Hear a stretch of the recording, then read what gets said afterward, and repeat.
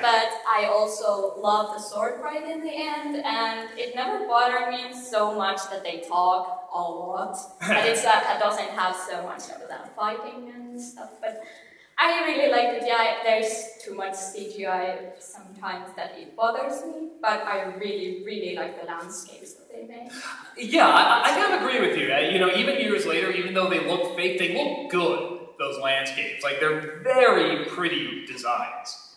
Yeah, no, there's been a couple people that said, like, you know, they grew up with the movie and so they have the nostalgia factor. And the funny thing I will say, thinking back on it, you know, you watch it years later from being a kid and you probably be like, ah, Jesus, it isn't really that good. But what is interesting that now I'm kind of wondering is, because there is a lot of talking, like you said, do kids watch that and then whatever, you get the Jar Jar scene, tee-hee, little kids will like it, you get the sword fights, yay, we like this. Does that teach kids a kind of a patience to sit through, you know, talking and dialogue to get to the stuff they like? Because I'm not necessarily against that.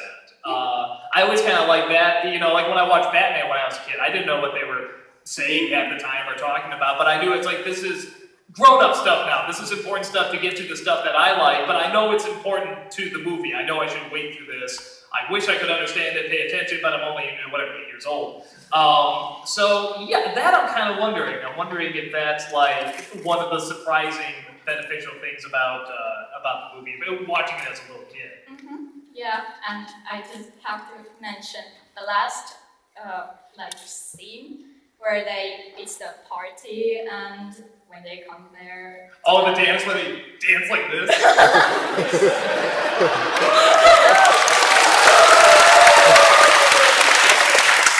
Yeah, I love it. Every time, I just waited for that. My father was like, you have to watch the whole movie, but can we just see the last scene where they dance? No. You have a very bizarre family. First of all, who goes to the Phantom Menace and says, it's time? And then who says you have to watch it all the way through to get to the...